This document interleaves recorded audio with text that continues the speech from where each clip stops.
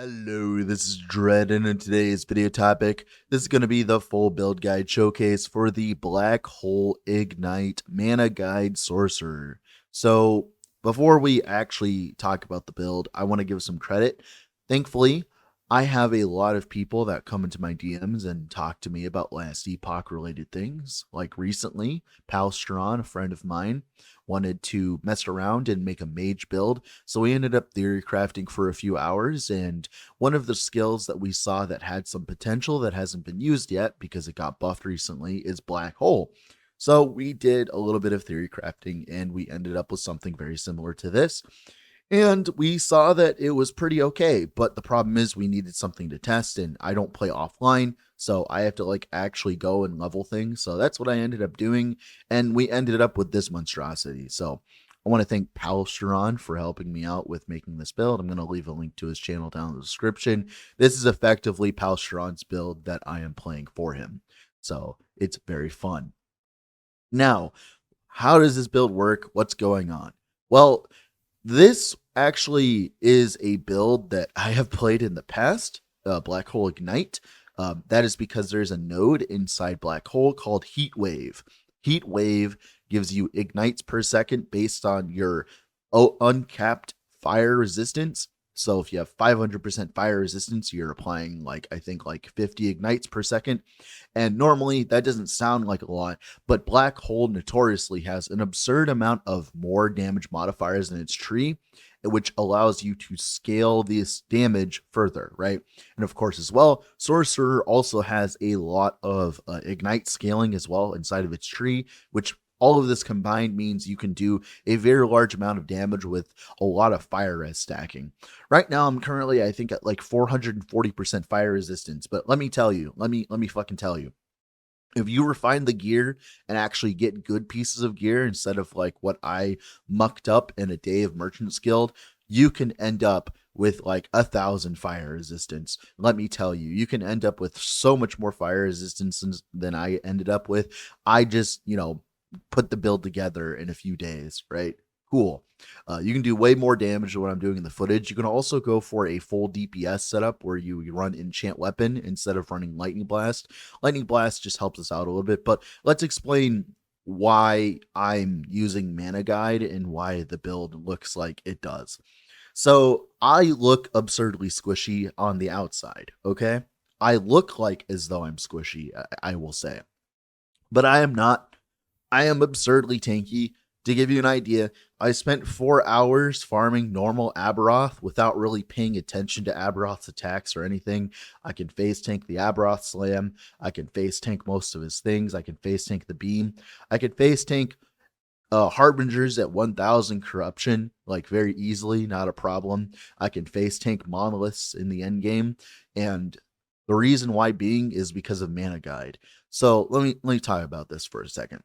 One of the biggest issues about Black Hole Ignite is you want to be scaling cooldown recovery speed, which is a suffix, and you want to be scaling fire resistance, which is also a suffix. Now, the problem is those two affixes do not innately assist with your tankiness, meaning that you have a lot of gear that's cooldown, fire res, fire res, fire res. And the problem is, how the fuck do you get tanky? Because you don't have access to HP, you don't have access to health regen for Vessel. How the hell do you get tanky? And they did just nerf intelligent stacking for ward and stuff like that, so I didn't go that route either. So what did I actually end up going? Well, this build has a absolute fuck ton of layers of defenses, and we're going to go through every single layer of defense that I have to go through to make this build function as an endgame build. So the first one, Mana Guide.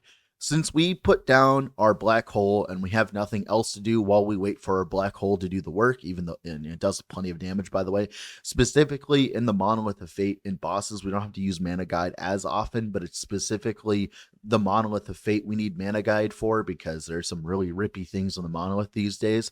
So we get effectively 40% less damage taken while channeling focus, thanks to the 2 nodes on the tree that give us less damage taken while channeling focus, and also a little bit less from elemental damage. So that's mainly why we're using focus. Another thing focus gives us access to is lightning blast per second. One of the biggest problems that black hole has is as you're hitting, like as you're attacking the boss and stuff like that, you need to hit a decent amount of times per second to proc things like blind on hit so you don't get crit. And then you also need to proc stuff like frailty so you can actually face tank things.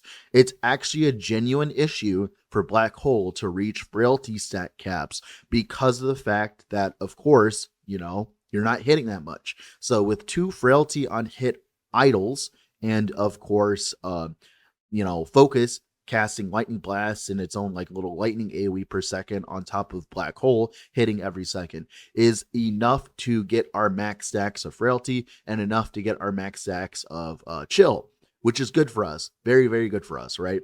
And lightning blast even gives us a blind on hit as well in the tree for free. So it just helps out a lot with face tanking bosses. So pretty much focus is really, really good for this build. Also as well, we end up stacking a decent amount of armor, not as much as like some other builds, but we didn't need that much armor to begin with, just enough to like face tank stuff. Cool? Capiche?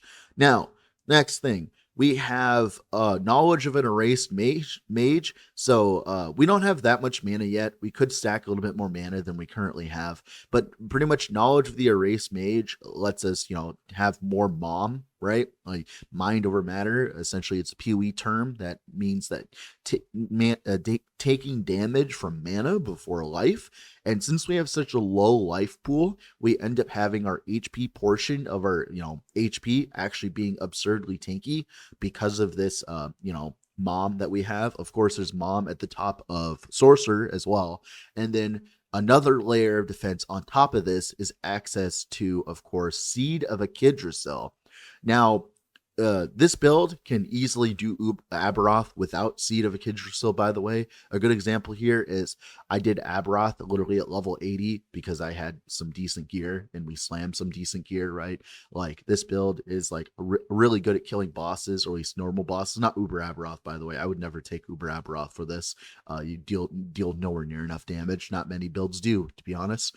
But yeah, Seed of a Yggdrasil is another way of, having damage taken as mana. Of course, a lot of that applies to endurance. So Seed of a Yggdrasil and Knowledge of the Erased Mage working together to make us really tanky, right? Our life portion of our character is absurdly tanky. And of course, on top of all that, we have a lot of ward generation. So we're gaining ward in a lot of different ways. The first way being is, of course, reactive ward. Whenever we reach 70% of our life, we gain a large burst of ward. Normally, that doesn't sound like a lot of ward, but when we are taking 40% less damage from focus, we're taking like less damage while channeling, less damage while using flame ward on cooldown because it only has like an 8-second cooldown. That small tidbit of ward ends up making us absurdly tanky in the monoliths and stuff like that. It's a very reliable source of chonk. Cool. But then we're also gaining a bunch of ward thanks to Flame Ward. So if you don't know, we're utilizing Ergion's Refuge. Ergion's Refuge is a very non-known item. Not many people use it. It's a very unknown item in general. Like, not many people use this thing. The reason why being is it's not really usable in a lot of different builds, especially on Mage, right? But the biggest thing about this thing is the fact that you can have a bunch of fire res on it, which is good for our build. It's a best in slot weapon for our build because of that. But on top of that, it gives us 10% less damage when we have 1,000 or more ward. And then also as well, it makes flame ward give us a lot more ward whenever we utilize it. Now that doesn't sound good until you realize that we're stacking as much cooldown recovery speed as humanly possible, which means that we are actually at an 8-second cooldown for Flame Ward, and Flame Ward is up for I think like 4 seconds. So Flame Ward ends up being a 50% uptime while also giving us a big chunk of ward when we use it, while also just being generically useful, while also giving us a bunch of flat armor to scale our mana guide even further, right? So that's a lot of chonk, right? That's a lot of chonk. And then we have just a little bit of ward per second on the tree and stuff like that. And all of that combined and some endurance stacking leads to a build that ends up being able to face sync everything while you're waiting for, of course, Black Hole to work. This is why I called, mana guide absurdly broken when we saw it. Like, the amount of things that Mana Guide allows you to do is just unreal, to be honest. Cool. So this build could push way more damage, and you see here, like I said, you could have way more fire resistance. You can go look at my gear. You can go get way more fire resistance if you actually put in the effort.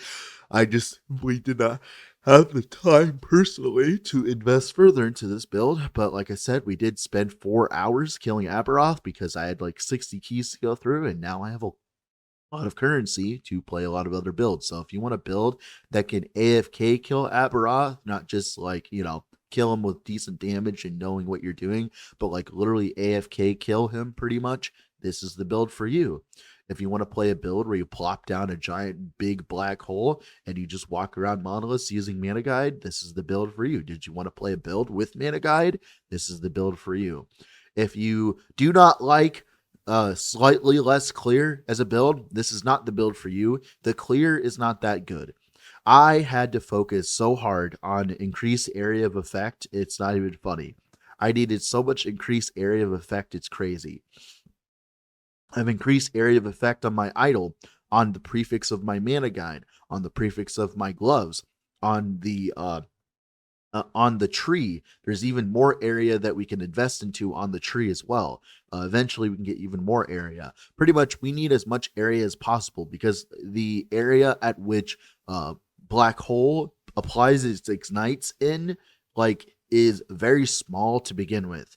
To clear monoliths effectively, you need to do this: stack area, okay, make your Mana Guide tanky, cool, and then also as well, you need to put the ignite black hole kind of like in front of you a little bit and have mobs walk into it while you're channeling Mana Guide.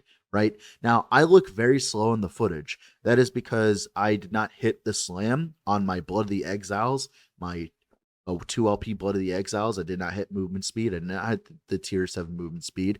But the thing is, though, what you can do is you could just not run a Blood of the Exiles, and you could just run like any pair of movement speed boots. You can run silver rings, for God's sakes, right? There's a lot of different things you can do. Another thing that this build utilizes, of course, is Ashes of Mortality.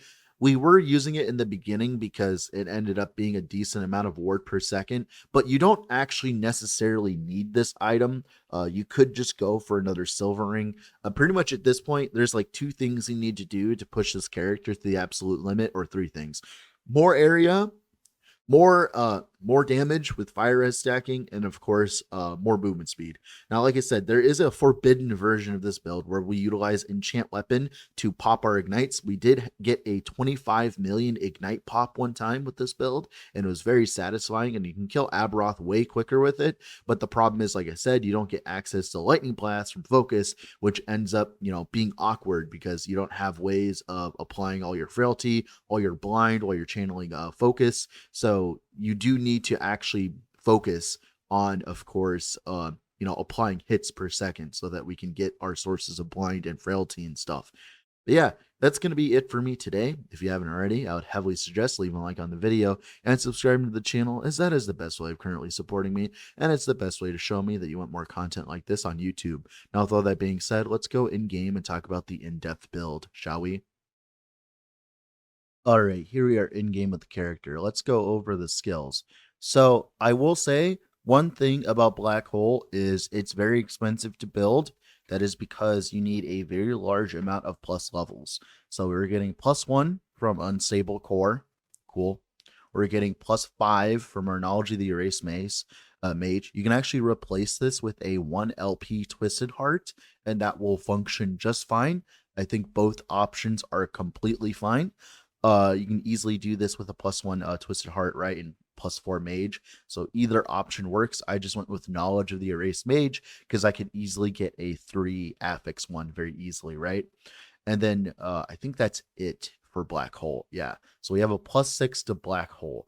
Now, the reason why we have a +6 is because we need access to a lot of different nodes. You could technically turn off Pulsar, but Pulsar helps out with our clear and applying frailty and stuff like that on single target. You could afford to get rid of it, but like I said, it just has a lot of utility with the build, like this explosion thing. It just helps us, of course, it helps with a lot of different things, which we'll get into in a bit. But that's like why we need so many plus levels, because we need access to binary system, we need access to heat wave, we need access to singularity, we need access to pulsar, and we also need access to rifts. Technically, if you could manage to get another +2 black hole, you get another 120. I mean, you get another I think 60% extra extra cooldown recovery speed, which helps out a lot because that will bring you from, I think, like 5.1 seconds to like 3 seconds or something like that. You definitely want all of that extra cooldown recovery speed that you can. You definitely want to max out your nodes and heat wave. You can even get fire pen from scorching, add extra modifiers to umbra core, event horizon, even more nodes to weaken reality. You just need like so many points. Like so many points. Black hole is a point whore. You can easily go for a Nihilus if you ended up with a good Nihilus instead of using Mana Guide. The only problem with Mana Guide is it's very strong, so I would not dump the Mana Guide personally. But if you wanted to go full DPS whoring, right, and you want to like ignite pop, Aberoth with one click, definitely go the Nihilus route. But I wanted to be tanky while also playing a build, so I usually go out of my way to make my builds more tanky than normal than other builds that people put out, mainly because like I like the quality of life and I also like giving that to people, right? I like giving people the tanky version. And if you really want to go through and make like the DPS version, like go right ahead. Now you could also use like a dragon staff, but in theory, Erigion's Refuge is way better because of that fire resistance. So definitely go for an Erigion's Refuge instead. But let's talk about the nodes and why they're important. Well, the first node is Red Giant. We want that duration so that black hole lasts a long time. We also get 3 points in flaming for more damage. Heat wave is very important for a build. Eventually, I'd like to have 5 out of 5 points, but like I said, I just didn't have that extra plus level. Maybe one day we'll get it. And then, of course, binary system. This will give your black hole 100% more damage, and you get 2 black holes instead of 1, but we're turning that off, as you'll see in a moment. Then we grab 2 points and more duration, so we're getting like a bunch of duration for our black hole.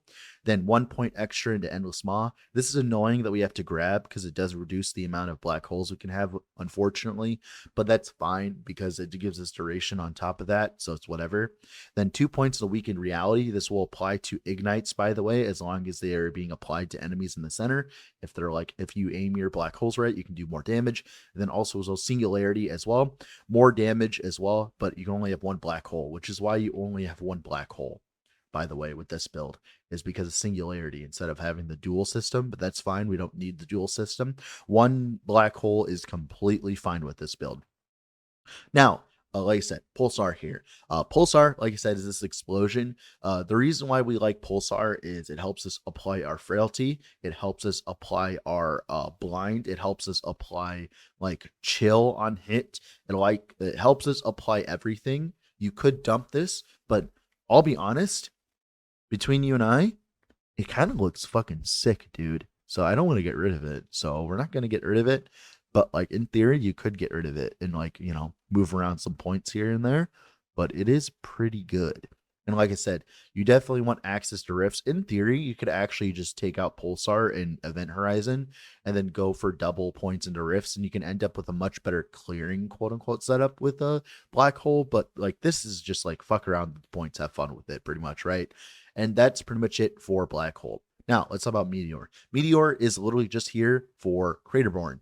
That's all it's here for, Craterborn. 75% fire pen literally is insane for us because it makes our black hole almost do double damage because we don't have that much access to fire pen currently. So great, cool.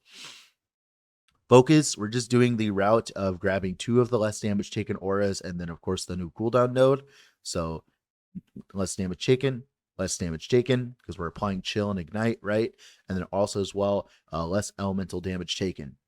And of course, all the points into Iron Stance for the armor per intelligence, the flat armor. This is where a lot of our flat armor is coming from when we channel focus, which is good. Then for Flame Ward, it's a little bit different than you normally set up Flame Ward. The reason being is because we're at 8-second cooldown with Flame Ward, which means you can grab the less damage taken, and ward per second, even like some extra ward here, some duration. And then we also grab Frost Guard for amazing amount of armor. As you can see, we get an absurd amount of armor. And remember, this is up for 4 seconds out of 8. So like pretty much half of the time we have like an absurd amount of armor, an absurd amount of chunk. So if you time it right, you can actually end up face tanking a lot of different things. This is absurd having Flame Ward at such a low cooldown, by the way. It's one of the main reasons that this build functions, especially the combination with Airgeon's Refuge as well. So that's very cool. So those are the skills. Let's talk about the passives that are important. So first things off, Reactive Ward and Silver Rune just gives us a lot of chunk. You also want to be grabbing as much intelligence on the tree as possible because we are an intelligence stacking build because we get ward retention and we also get armor as well and percent damage. Rune Master here, less damage taken. Ward per second is very good because we're stacking so much DR on our skills and stuff like that any amount of ward per second is an absurd amount of level of chunk. Also, as well, eventually I would like to grab an Edict of the Scion, but that's if we could actually get it for the area. Then more intelligence, a little bit of mana here and there. Lava Mancer is all of our leech for HP. We do a very large amount of fire damage, but we have a very low amount of life. So this kind of like leeches for us, and it's completely fine. 5 points into Inferno. This is part of the reason why we want the Pulsar, is to apply our Spreading Flames while clearing to get a 15% more damage modifier while clearing. Very important to making your clear feel good. 10 points Arcane Insight. I would just wanted as much intelligence as possible, right? Then 5 points into Chronomancy. Eventually you want 8 points into it for that Ignite duration, but I was really running out of points at the time. Then 5 points into Recollection for the cooldown recovery speed. Getting the Mom here for Mana Bulwark is very important to being tanky. Then also as well, eventually Dragon Breath for the area. And then eventually, like I said, the area here. But I am level 96, so you'd have to like fuck 94, so you'd have to fuck around with the tree and stuff like that.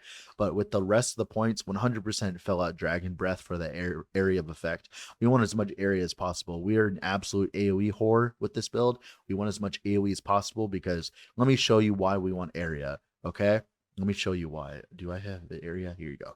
Here you go. Okay, now we are missing area, I think, on the tree, like I said, on the tree. But here you go. This, you see this? This would not be possible without area of effect. So our AoE is really good now because of this. But without this, our AoE is awful. Like, let me show you what I'm talking about here. So look at that. You see that? See how far away like we need to be? So let me inch a little bit closer here. Like that right there. So it's kind of like this area, right? You do not have that much area if you do not scale it properly, right? Like this is the perfect amount of area. Once you get to this is when the build actually starts feeling good, because then you can like walk around in it and you can like aim on bosses with it. It's so much better than if you had no area. So make sure to actually cast a scale area. Otherwise your thing is going to feel awful to play. So make sure to do that. Cool. Now let's talk about gear. Mandatory pieces. A +5, either a +4 Black Hole and a Twisted Heart, or a +4 Knowledge of the Erased Mage, and of course the +1 on Erased Mage, right? That's mandatory. Also, as well, what else is mandatory? Unstable Core, getting that +1 to Black Hole is also very important for us indeed. 1 second here.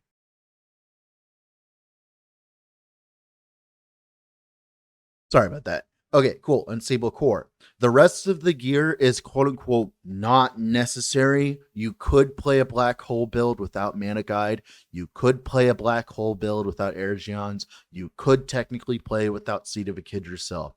You could play without all these. But in my humble opinion, do not test this. Do not try to start the league with this kind of build. You need as much cooldown recovery speed as possible on your items, like here and here. I would not even attempt to play the build unless if you have like the gear ready to go. Please, for the love of God, self-farm the gear on a different character and then play this build. Do not play this build right off the bat. It's a terrible idea. You'd have no cooldown. Let me give you an idea. We're at 5.1 seconds of cooldown, right? Look, 7.3 seconds. That's an absurd amount extra. Holy fuck. Like, do not do this. Also, having all the area as well. Without area, black hole feels like ass for clearing. Do not do this without, of course, investment, in my humble opinion. Also, I have area here as well. I forgot to show you. Yeah.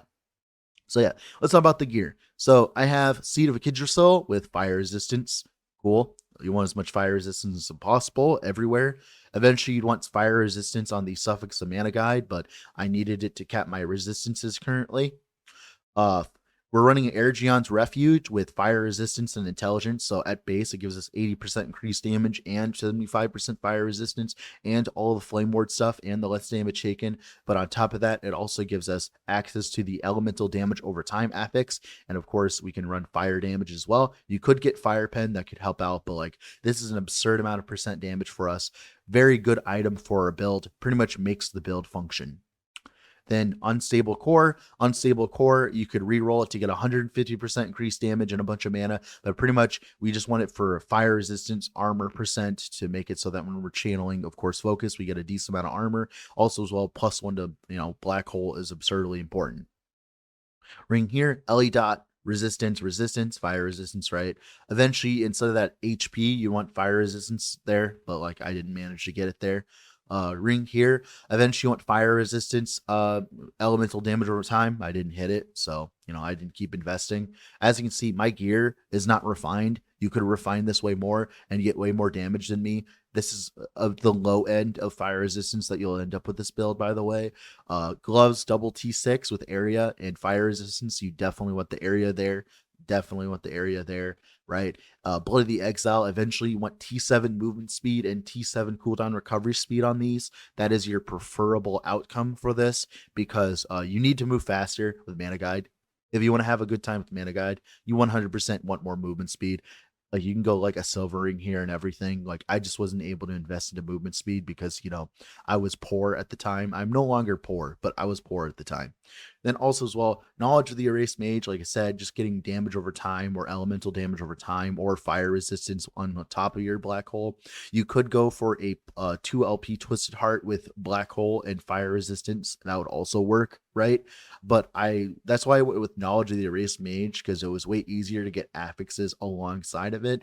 But if you want to be really Gucci, you could go Twisted Heart with like +2 Twisted Heart with T7 black hole and T7 fire resistance. That would be the quote unquote best in slot, right?